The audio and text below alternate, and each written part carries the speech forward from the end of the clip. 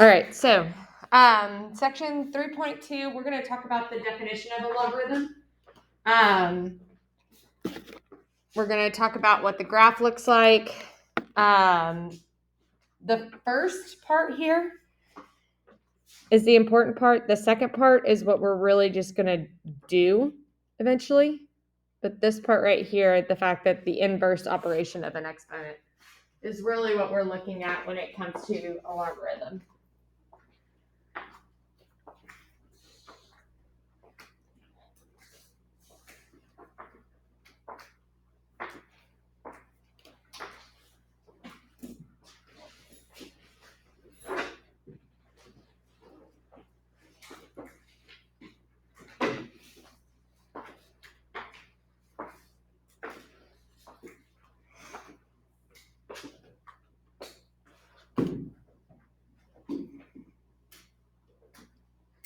All right, so what I mean by that is, let's look at an exponential graph.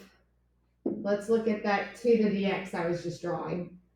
So 0, 1, 1, 2, and 2, 4.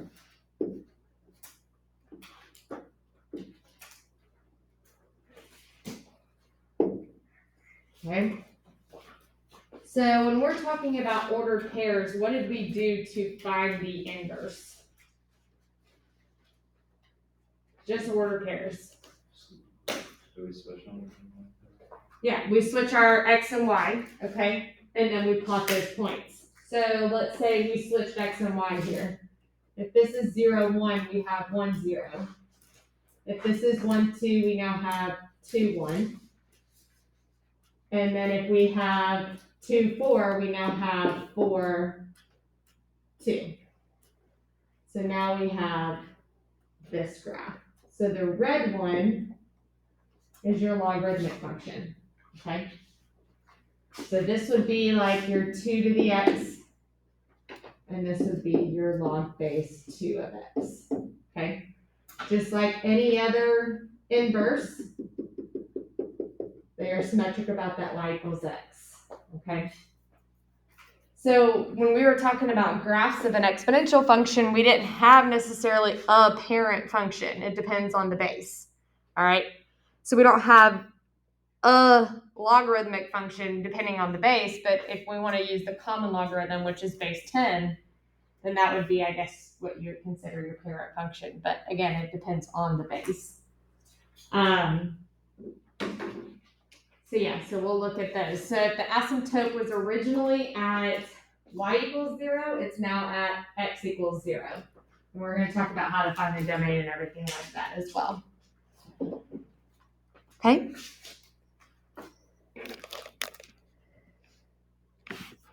All right, so if you have had me before, you've heard me use the phrase around the world. And that's what we're going to be doing a little bit today. If I have b to the x equals y, and I want to write this from exponential form to logarithmic form, I'm going to go around the world, okay? And the reason why it's around the world is because we start with our base and we go around the world. So what that does is that tells us what we write next. So log base b of y equals x, okay? So we just kind of go around the world. So log base b of y equals x.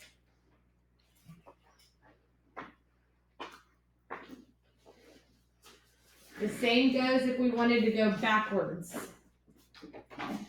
B to the x equals y. And we would get the other form as well. All right. That just tells us what we write next.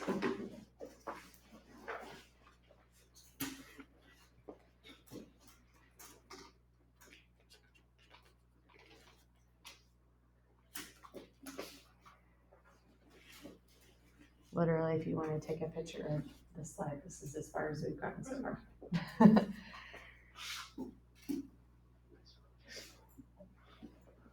Okay.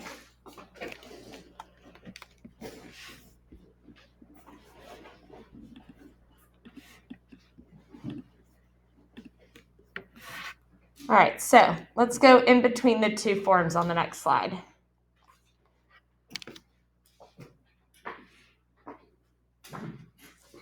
So the whole purpose of going in between an exponential form and a logarithmic form is to solve for x. It would be super silly of us to change the last two problems because notice how x is already by itself. We would already be in a position where we could plug in the left-hand side into the calculator, okay? But for this purpose only, I want us to practice going back and forth between the two different forms. So, with that being said, I'm going to start with my base. So, log base 3 of 9 equals 2. Make sure that your log, what you're taking the log of, and your equal side is all on the same line. Your base should be the only thing that sits low. And that's a hard thing for a lot of us messy writers, that we have a tendency of just kind of throwing things out there. So putting the parentheses there will help me determine, oh, okay, they know that this is of, instead of log of 39 equals 2, okay? Now, E, I told you we were going to use E with natural log, okay? So when we go around the world, we're just going to use natural log. But here's the thing, we're not going to put a base E. That's kind of like x to the first power. It's understood, all right? We don't put 1x. We're not going to put natural log base E. We just put natural log. So natural log of 8 equals x. Okay, go ahead and change the other 3 if you haven't already done so.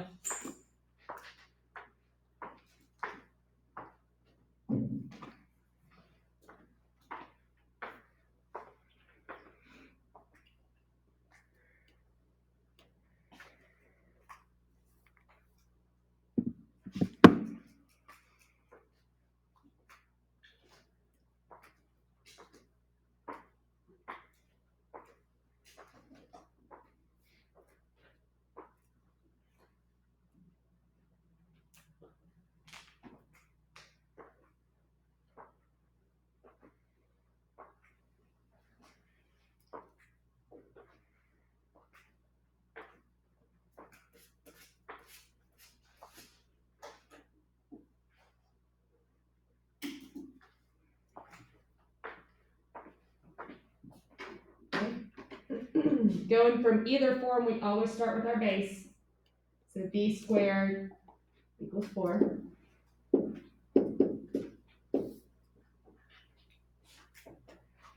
Down here,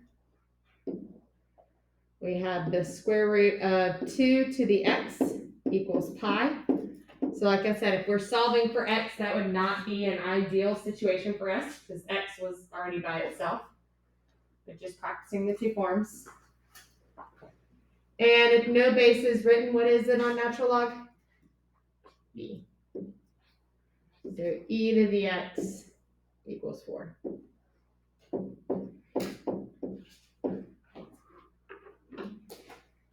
Okay. So what I really like about this chapter, because it actually flows compared to especially chapter 2, that was literally random stuff every day, I felt like.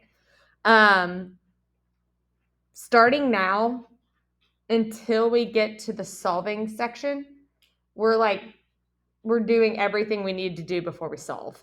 So you're going to do around the world, you're going to do expanding, you're going to do condensing, you're going to do all those things, and then we're going to solve. So it kind of just flows right into that last section of this chapter. Okay? So without a calculator, we're going to evaluate these. This would be on the non-calculator portion of the test. Looking at them, we might be like, I don't even know where to begin. We've only learned around the world, technically, okay? Why not use that to your advantage? because technically we are trying to figure out what this equals. So I can say that technically. This is not the base of the natural log. This is the base of an exponent, okay? If we have the actual base down there, we would say e to the x equals e to the fifth. So then what does x equal? 5. So now you know that if you ever see natural log of e raised to something, not just the base, but of e raised to something, it's just that exponent is your answer, okay? So go ahead and solve the rest of those.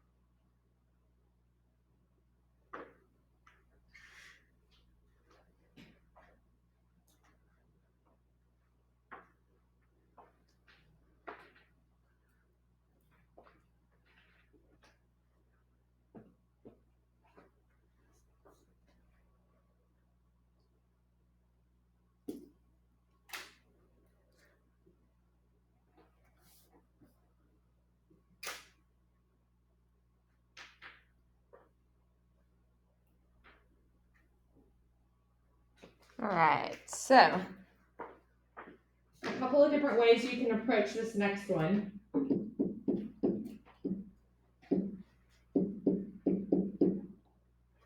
Is you could say, well, I know to square it gets rid of the square root. And then to square it again gets me 9. So then that's x equals 4. So that's one approach that you can look to see what x equals, okay? another, which is something we have to remember, is when we change a radical to a rational exponent, okay, that's an old thing that from algebra 2, that we have our exponent over our index. Okay, so technically I can rewrite the square root of 3 as 3 raised to the 1/2 x, and I can rewrite 9 as 3 squared. So then from there, I can set 1/2 x equal to 2, solve for x. That's another approach, okay? But again, that probably took a lot less time to do. Okay? The next one, if I know I'm going from a whole number to a fraction, what does that tell me about my exponent? Do it. Negative. Okay.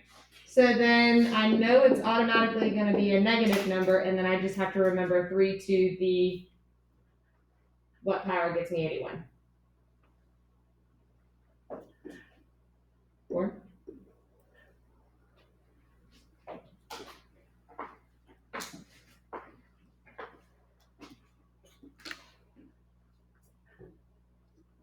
All right, 2 to what power gets me 16?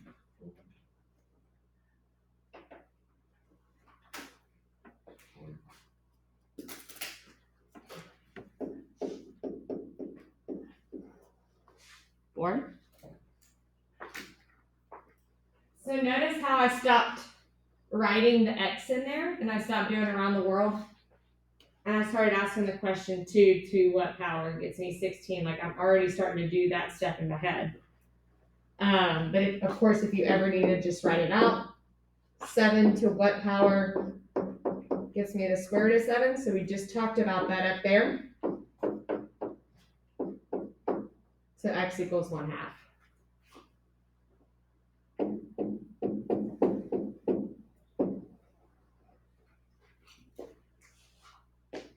And lastly, 7 to what power gets me 1? 0. Okay. That looks like a donut. 0. All right, so then now you know that if you take the log of 1, anytime it's going to be 0, of course. Okay? Because there's actual properties you could write out for some of these, but trust me, you got enough to memorize and remember for this test. You don't need extra properties. All right, questions on any of these?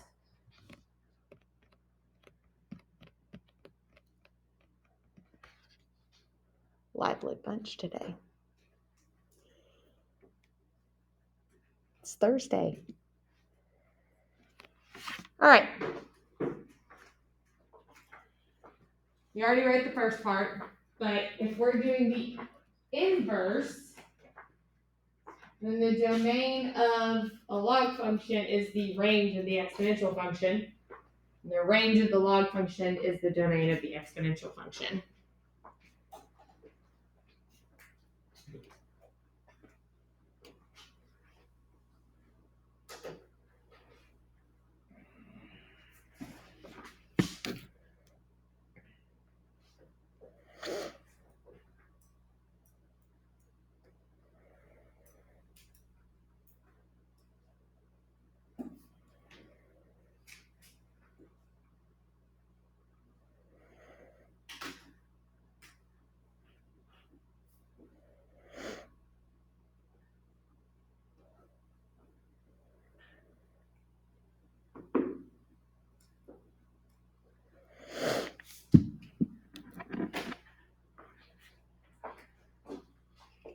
Which makes sense if we go back.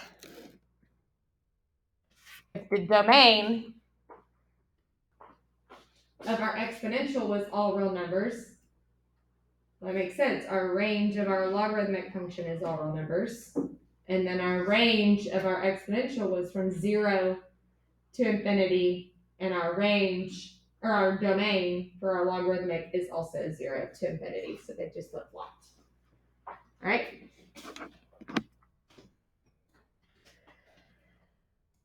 So let's talk about something real quick. If we're looking, let me go back to this graph. If we're looking at the red graph,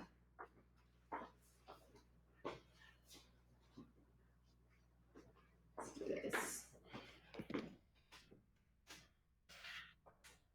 Let's look at the base 10.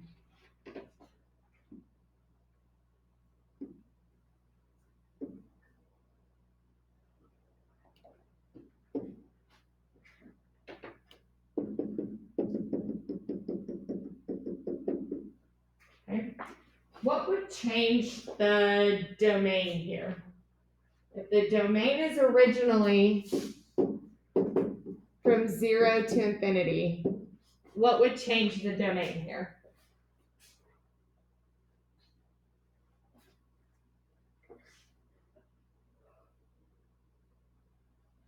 If we moved which way?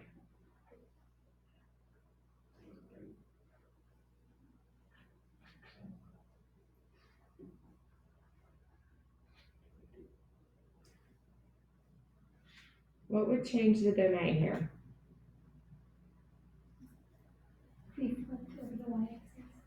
If you what? Flip over the y-axis. Okay, so one thing might be if we reflect the y-axis. Okay. What would be another way our domain would change?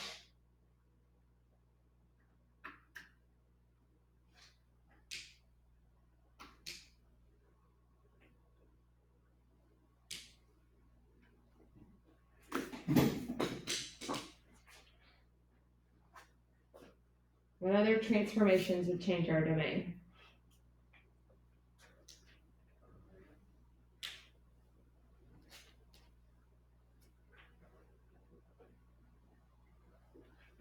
Like moving it left to right. Left to right is correct. Okay. So if we move left to right,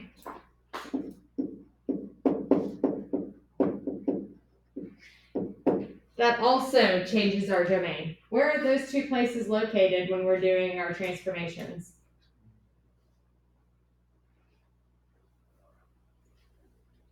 Do it. Logarithm or exponent. What do you think? In the ends. Not on the ends. Outside the exponent. Huh? Outside the exponent. Not outside the exponent. Inside the exponent. Oh. In the fence, in the parentheses. So when we have like x squared, okay, anything that's inside the parentheses, that's where we found our left and right and our reflection across the y-axis. So anything that would be inside a negative, we had a number here, and then of course minus our h. So that's our left and right. That was our reflection, and then if we had a horizontal stretch of compression kind of deal, okay? Those are going to cause changes in our domain, all right? So therefore,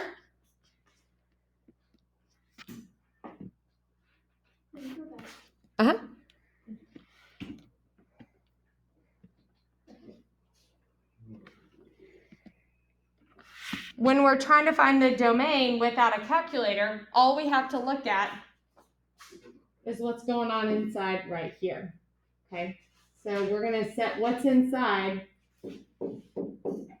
greater than 0, okay? Because it was originally 0 to infinity, and now we've shifted it a little bit. And we only shift it when it's dealing with the inside of those parentheses. So x in this case would be greater than 1, so we'd go from 1 to infinity. Go ahead and try the other 3. The 2 on the bottom, I'll give you a hint, they're from C4. That section we did. Blast from the past.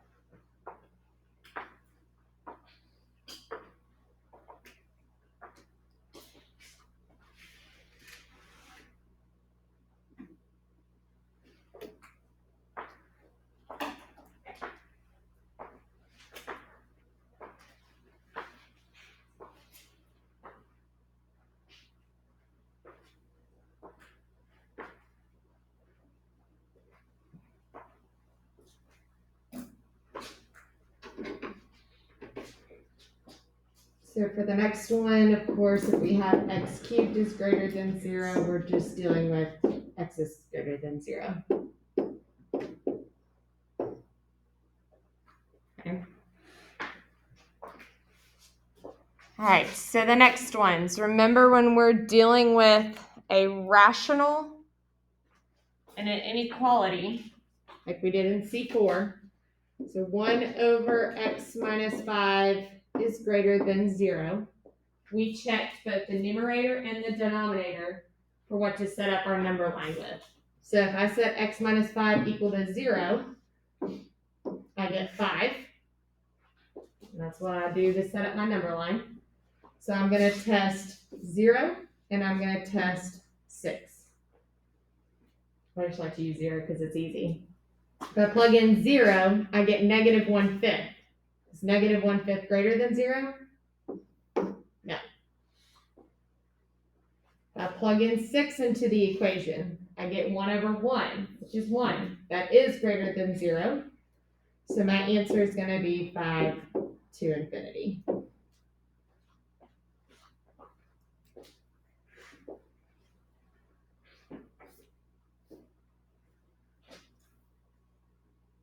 Same thing for the next one. But if I had x plus 2 over x, again, I'm still having to set both of them equal to 0. So on my number line, I have negative 2 and I have 0. One comes from the numerator, one comes from the denominator. So I'm going to check negative 3, negative 1, and positive 1.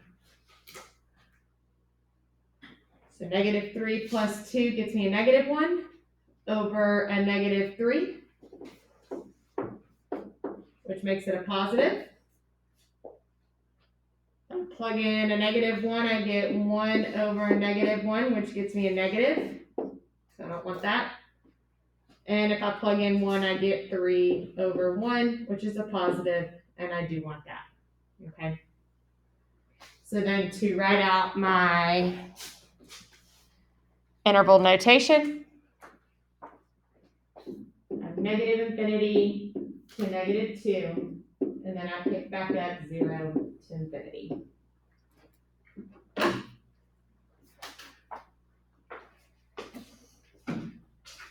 Okay, so those were a blast from the past. Don't be shocked either if there is a quadratic in one of those. Okay, remember those you just factor to set up your number line. Any questions on those?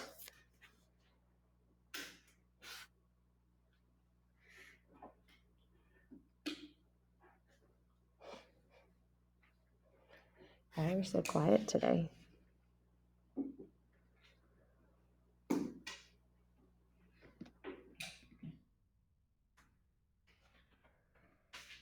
All right, let's graph this one first.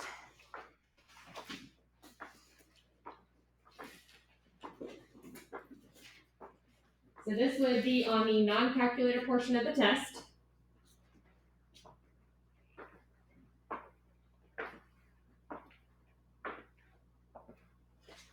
So before we do that, let me, just because we've gone over them 100 times, but some of us still need the visual.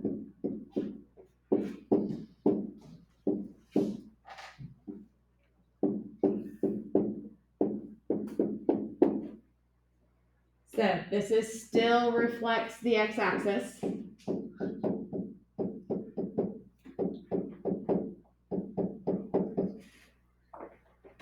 This is still the vertical stretch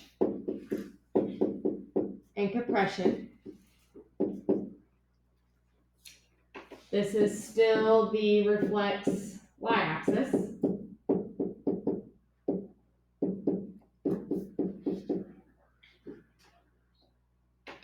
This is still your horizontal stretch and compression.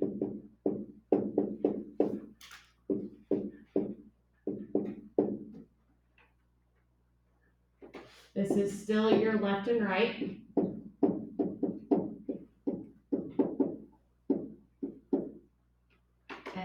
still your up and down. So your transformations have not changed. You have a fence now inside the logarithm, like you had your fence up at the exponent.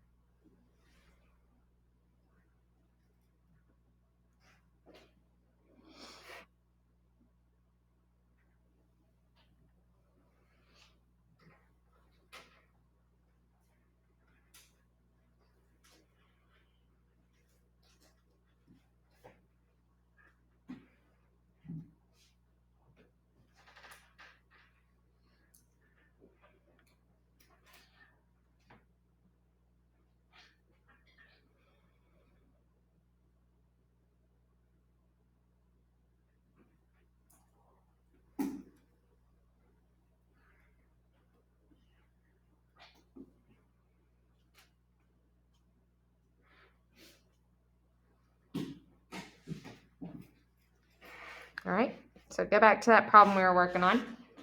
That 2, we're going to have a vertical stretch.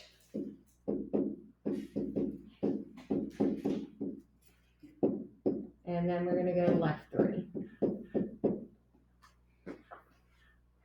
Our parent function here is log with the common base of 10.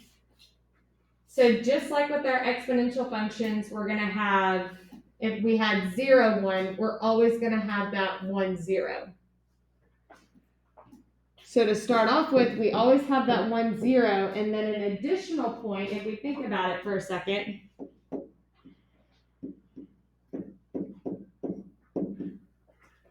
The next number I think of that 10 goes into evenly is 10, okay? I said that in my other class when they said 100.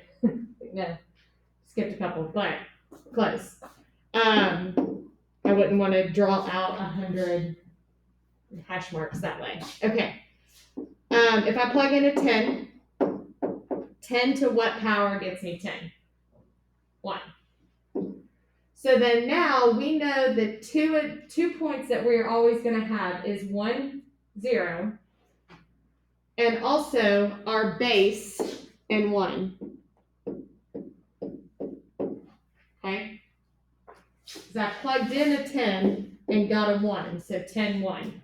So whatever my base is, if it's 4, then it's going to be 4, 1. If it's 5, it's going to be 5, 1. Okay? So at 10, I'm up at 1. So I'm good with y'all doing at least 2 points. 2 points are fine here on these graphs. I know I normally request 3. So a vertical stretch is dealing with what value? X or Y? Y. So I'm going to take every Y value and multiply it by 2. Well, this one's 0, so that's not going anywhere. But then I can move it left 3. My Y value here is 1 times 2 puts me up here, and then left 3.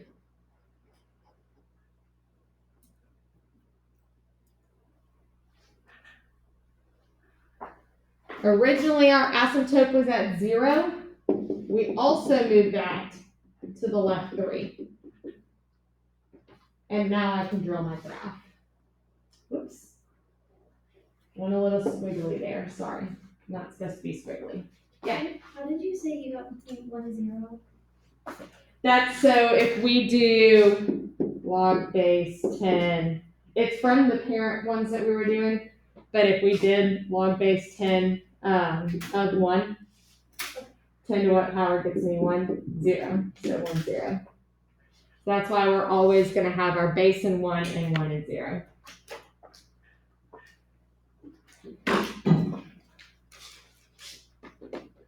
Just the same if it was a natural log, we would just have the base, which is E, and do that 2.71828.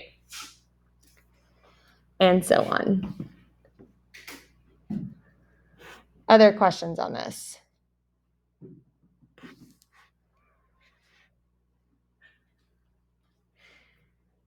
All right, let's try another one. Try this one.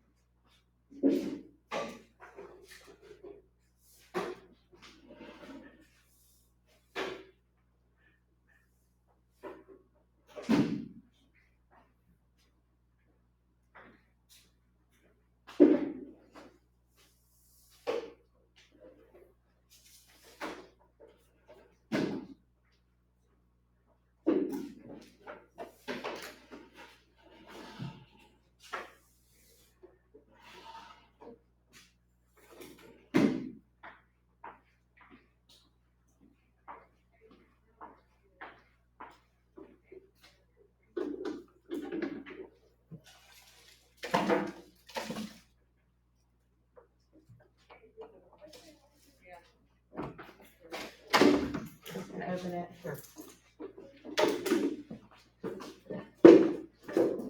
Okay, you go down to 113. I'll get it. Huh? You go down to 113. Yep. I'm coming. It's just not cooperating with him right now. Okay. Oh, we kind of match in our. Oh. Alright, so I had that.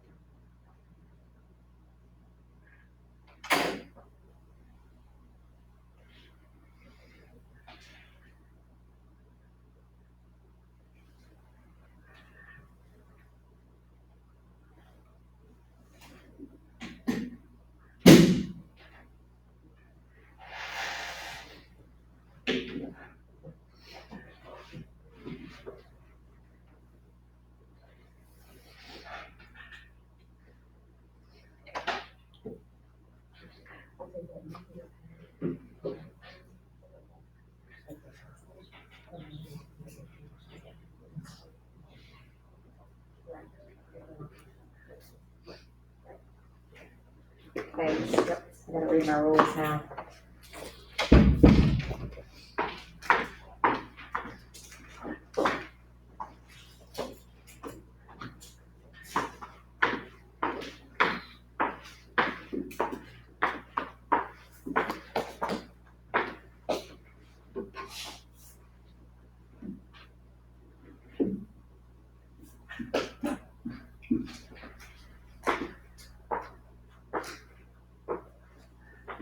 So this has a reflection over the x-axis, a vertical stretch, and then also right too. Okay. So what I would suggest doing is knocking out the reflection and the stretch all in one. Okay. So I can take my y value in this case, which is 0, and multiply it to both of those. So that did not change. But if I take my y value here, which is 1, and multiply it by -3, I'm now down here at -3. So I've knocked out that part. Okay. Now I can move everything to the right too. All right. So if I move it to the right too, I'm here, and then I'm here. So then originally it went this way, and then we reflected it, so now it goes this way. Whoops. I went a little too extreme there, please. Forgot my asymptote. That also moved to the right too.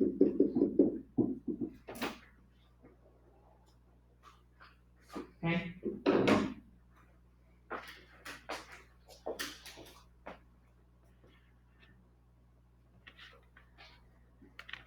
Any questions on doing transformations like that? Okay. Let's see what other ones I got here.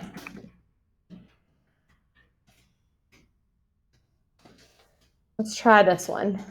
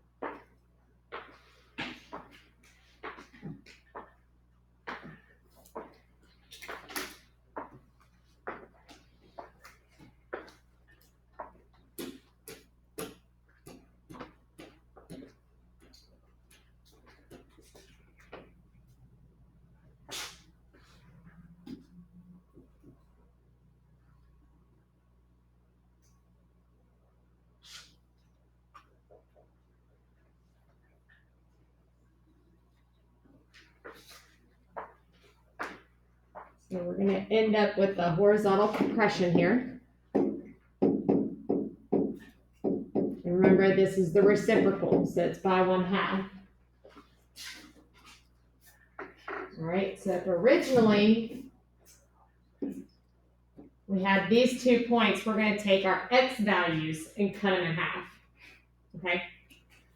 So if we were at 1, we're now at 1/2. And if we were at 10, we're now at 5.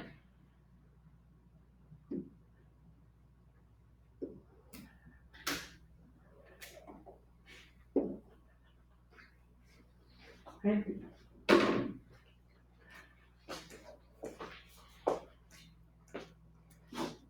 Any questions on those?